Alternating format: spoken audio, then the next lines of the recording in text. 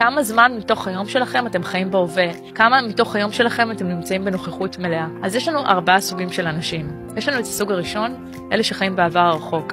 אלה שחיים בעבר הרחוק זה אנשים שמאוד קשה להם לשחרר את העבר. כל אדם חדש שהם פוגשים מזכיר להם מישהו מהעבר, הם בדרך כלל אגרנים, קשה להם לשחרר דברים, הם הרבה פעמים יסבלו גם מהצירות, והפתרון עבורם זה להתחיל לשחרר רגשות, להגיע לאיזה מקום שהם מוציאים החוצה, אם זה לספר על העבר שלהם, אם זה לצעוק, אם זה לשחרר החוצה מה שאפשר.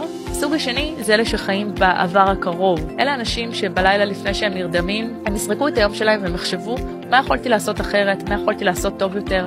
הביקורת העצמית צפה ועולה, וקשה להם עם עצמם, קשה להם לישון.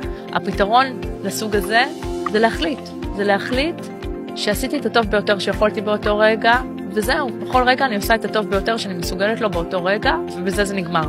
אם כך קרה, כנראה שכך היה צריך לקרות. הסוג השלישי זה אנשים שהם חיים בעתיד הקרוב. זה אנשים שלפני שהם הולכים לישון, כשהם שמים את הראש של הכרית, הם חושבים מה אני הולך לעשות מחר ואיך אני צריך להתכונן לקראת זה. זה אנשים שאם אתה יוצא איתם נגיד לפיקניק, אתה תהיה מסודר לגמרי, כי הם אלה שיזכרו להביא את כל מה שכנראה שכחת, את הפותחן, את הסכו"ם, את כל מה שצריך.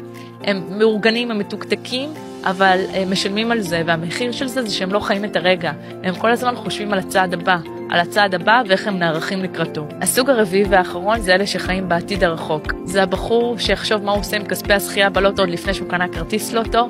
זה הבחורה שתחשוב מה היא תלבש לחתונה ואיך החתונה תיראה עוד לפני שהיא יצאה לדייט ראשון. זה אנשים שהם בדרך כלל סובלים מהזנחה, הם חיים בעולם הפנטזיה, הם לא יותר מדי עושים בעולם הממשי, הם בדרך כלל לא אוכלים טוב, לא עושים כושר, לא עושים ספורט, הם חושבים עם הראש בעננים. כמובן שלכל אחד יהיה משהו מכל אחד מהם, אבל השאלה היא מי המובהק אצלכם מבין 4, ותשימו לב איזה טיפוס חסר.